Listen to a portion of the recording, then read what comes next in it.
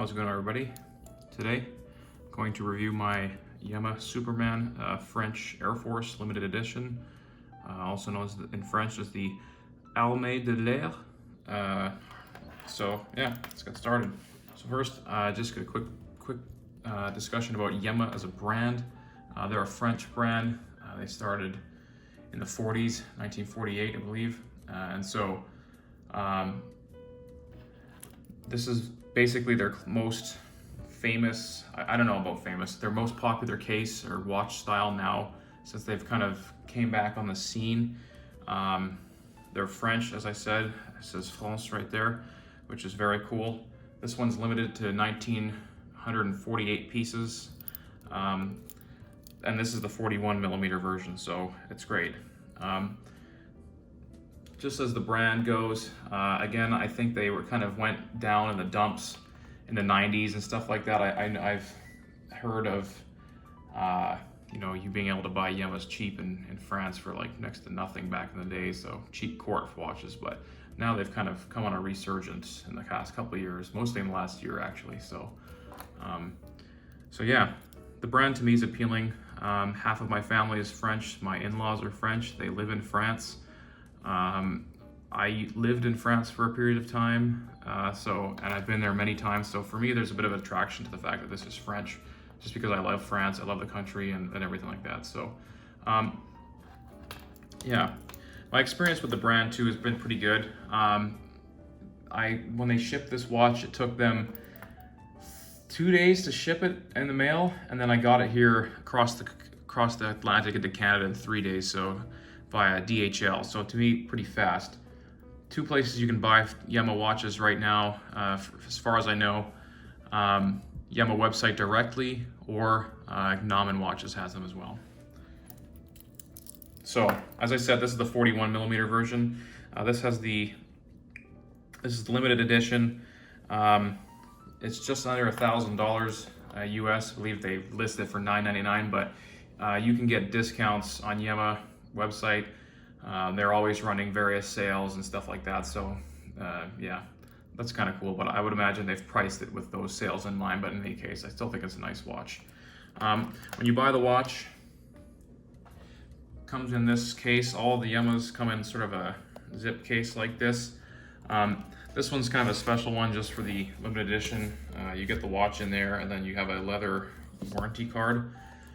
When you buy the limited edition Yema 2, you get a strap here, canvas strap.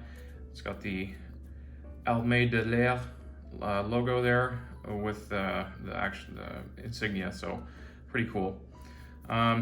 Is it the best quality? Not really, but I mean, I'll never use it, and it's a freebie, so I'm not complaining. I really do like the little case that this comes in, though. It's fun. Sometimes you get kind of tired of the big boxes and stuff like that, so this is fun.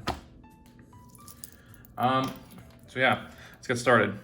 As I say, this is the 41 millimeter version. This one has the in-house movement, so for me that was probably the most appealing thing about this watch. You can get Yema Supermans with Solitas in them, but this one has the in-house MBP 1000. This one has 31 joules, 28,800 beats per minute, rated a plus or minus 12 seconds a day, date, and it's got a 45-hour power reserve. So it's a pretty good movement. It's pretty on par with like a ETA in terms of like specs sort of thing, right? A little bit higher power reserve, which I like, but yeah, that was really appealing to me. The in-house movement factor. You get kind of bored having Solitas and Seikos and ETAs and everything around this price range, and so I think that introduces sort of a compelling factor. As far as accuracy, mine has been approximately +6 to +8 roughly. I've had this watch for a couple weeks, so take that with a grain of salt, I suppose. But I've had nothing. It's been bang on for me. So yeah, no problems with the movement. I quite enjoy it. It's accurate, and as I say, very compelling. The case is interesting. This is the 41 mil. You can get it in 39 too. I would recommend, if you were to you have a smaller wrist, get the 39. This watch to me wears bigger than I thought it would, but at the same time it wears small, which is kind of funny. Like, for example, next to a glycine, similar, but because the glycine hooks down so much and this is sort of straight out, it wears bigger. So, and this is a 42 mil, the glycine, so yeah.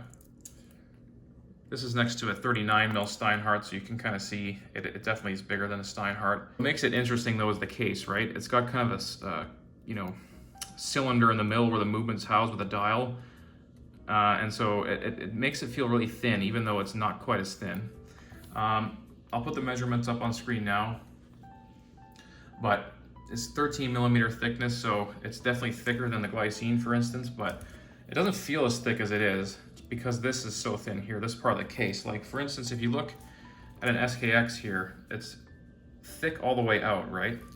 So with this watch, it feels big in the sense that it's kind of dimensionally wide and the lugs kind of stick out, but it also feels thin. So, you know, kind of interesting there. Like for instance, if you look at a Tudor, right, this thing obviously is pretty thick, but yeah. So that makes it feel quite small, which kind of a convoluted way of saying it's a really comfortable watch. When I wear it, I think it's really good. I'll put up some wrist shots here, but yeah, I have a 7.5 inch wrist approximately, and this is kind of what it looks like. So it's pretty nice. Definitely a big fan of how it wears. I really do find it very comfortable to wear. The size is good. I'll touch on the bracelet in a second, but yeah, I find it extremely comfortable. It's light, it's not very heavy. So yeah, it is kind of interesting too that this is sort of a dive watch theme for the Airforce. I kind of make it akin to maybe a Zen 104. That's sort of a dive watch, but that one has a count up bezel, where this has a count down bezel, so I don't know. The fact that it's a dive watch mixed to be Airforce flight watch, I mean, I don't think anybody who's in an Airforce is going to actually use this stuff. They got all kinds of digital devices, right? So I think it's pretty fun. So the case finishing is pretty good too. It's completely brushed. There's zero polishing on this watch. I like that. I think it makes it look like a straight up tool watch, which for me is compelling. You know, I like blingy watches too. Like I'm a Breitling guy full on, but you know, sometimes this is fun too, right? I'm pretty open-minded when it comes to finishing styles, and I like them. I like everything. This is really nice. The finishing of the case is pretty good. You can see on the back here, it has the French Airforce insignia there. This tout acier, it's all steel, automatique, Superman. Yeah, it's 30 bars, so 300 meters water resistance. So yeah, I like that it's all in French in the back. I think that's really appealing. The bracelet is pretty good. It goes flat with the case. I've seen reviews where people have the 39 mil and it doesn't do this. It kind of gets hooked up there, but mine is fine. And for me, that makes it more comfortable because it makes it hug your wrist better. The overall quality of the bracelet is pretty good. Pins and collars to size, which definitely not the most appealing. I don't mind it. It's not a deal breaker for me, obviously, because I knew about it beforehand, but you know, screws would be nice, but this works too. I'd like screws, but yeah. The clasp is basically the same as a Steinhardt clasp, honestly, same quality, except it does have a dive extension here that's milled. The dive extension is quite nice. It's not like one of those pressed metal ones that you see like on Tag Heuer Aqua Racers or Fortis watches and so on. I think if it was me though, I would rather trade this to have a nicer clasp. I think this is unnecessary, whereas this is, it's nice to have, but anyways. It's just fully stamped. It's a friction fit. Functionally, it works totally fine. It's not gonna fall off your wrist, but in any case, yeah. I love how it tapers too. It sort of looks integrated with the case, and then it tapers down quite a bit, quite drastically. So for me, that's really comfortable. And the H-Link, I like the looks and it's comfortable. The H-Link also leads it to be very comfortable. All the parts move and the drape is pretty nice. So yeah, the bracelet's okay. It's definitely not gonna blow your head off. It's not the best, but it's not awful. As far as the dial goes, the dial on this one's really flat. It's got applied indices. There's a date window. It says Armée de l'Air in the middle there, and then there's a French Army, French Air Force insignia or roundel there as well. And it says France on the bottom there, so really cool. Superman, Yema, yeah. I think the dial's really nice. It doesn't pop in the sense that like one of the more luxe looking Yemas do, where they've got really shiny indices. It doesn't pop in that way. As you can see there, the hands are totally covered in a black coating with lume in the middle. And then, yeah, there's the so-called shovel hand too. The lume on this watch is kind of disappointing. It has Super Luminova C1. I'll put up a picture here. But yeah, I would say that the lume, it's definitely not the best. It's probably on par with maybe Squale lume or something like that. Or for me, I don't have a Squale, but I have an Alpina watch. It's basically the same. Pretty disappointing. So I'm not really a lume junkie. It doesn't bother me, frankly, to have bad lume, because I never find myself in a situation where I need to use it. But if you're someone who really values lume, this not the best. So yeah, overall, I like the dial. I think it's pretty good. Again, there's lots of variations in Yema Superman, so for me, this one was pretty good. I like the dial. The crystal is a sapphire crystal. It's really cool. I love how it bubbles up. It's a domed one, and the dome I think is quite substantial. I don't believe this has an anti-reflective coating. It does reflect quite a bit. You can see there, but you know, it's not a deal breaker for me. But just the look of the crystal, it almost looks like a vintage, like a Hesalite crystal or whatever, plexiglass. So that's really cool. I do like that a lot. The bezel is action. Yes, it has this kind of hokey Yema sort of capture thing here. The bezel action is decent. It's not the most amazing. Like it's definitely not Tudor, but overall it's pretty good. You can hear it there. It's quite loud. It's rather tight. This function here is kind of funny to me. Like, you know, in terms of practicality, I think it's kind of silly. It does make it a pain when you want to use the dial. It's sort of, you got to unscrew the crown and, you know, whatever. It's a pain, right? It looks cool. It's kind of a quirky, funky feature. It's sort of a selling point for them, saying, okay, this is the iconic, blah, blah, blah. It's cool. I think it made more sense probably back in the day when you weren't using friction bezels, when you were using friction bezels and not click ones, but I don't know. I don't really use a bezel that often, so for me it's not really a deal killer, but yeah, very interesting overall. But indeed, as I say, if you're going to use the bezel all the time, quite irritating, so I don't know. Take it or leave it, I guess. The bezel too, also, I have the steel version. You can get other ones that have coated, or sapphire coated, which is quite interesting. That looks nice, but for me, this steel one's pretty cool. I don't have any watches with steel bezel really, other than Breitling, so I think it's fun. It looks fun. I really do also like the design of the crown there. I think it's pretty cool to have the French Airforce roundel. It's covered in some sort of lacquer there, so I don't think it'll rub off. Sometimes, you know, you're kind of worried about it being on there and it rubbing off with just paint or something like that, but I don't think this will rub off, so very cool. Bracelet 2 is also attached with spring bars, and there are holes here to remove it, quite easy, so that's definitely cool if you're interested in changing the bracelet, changing different straps and stuff like that.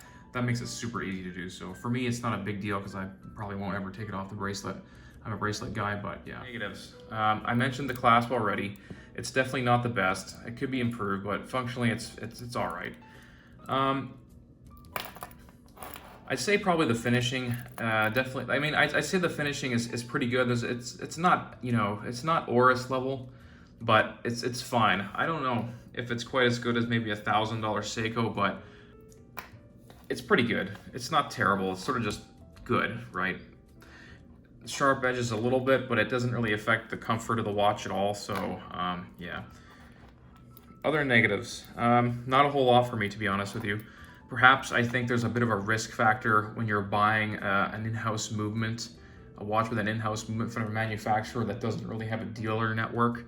You know, I go to France quite often, and so for me, like if I have to return this thing for service, you know, it's not a big deal just because I have sort of a connection with France. My fiance is from there, right? So for me, I can go there. It doesn't bother me. But if you're not going to go there, you have to send this thing to France to service. So perhaps that might be a downside. But I mean, frankly, when you have an Omega or whatever, if you don't live in a big city or where they have a service center, it's going to be sent somewhere anyway. So I mean, you know, whatever, it doesn't bother me. But again, if you're at this price point and you're buying ETAs and Silitas and stuff like that, you know, anybody can fix those locally. So you decide ultimately. For me, it wasn't a big deal breaker. I've also heard there's a lot of people that complain about the customer service with Yema. I had no problem. To me, the shipping was fine. It was quick. I haven't had any QC issues with the watch, so I guess I didn't really have to deal with the customer service there. Yeah, I really do hope Yema does well in the future. They seem to be having quite a bit of popularity now. I'm a big fan of the watch. I think it's really interesting that you can get an in-house movement at this price from a different country other than Switzerland or Japan. It's just something different, right? It's fun. And they have a lot of cool styles. So yeah, thanks for watching my video review of my Yema Superman. Yeah, let me know if you have any questions on it, and take care. Bye-bye.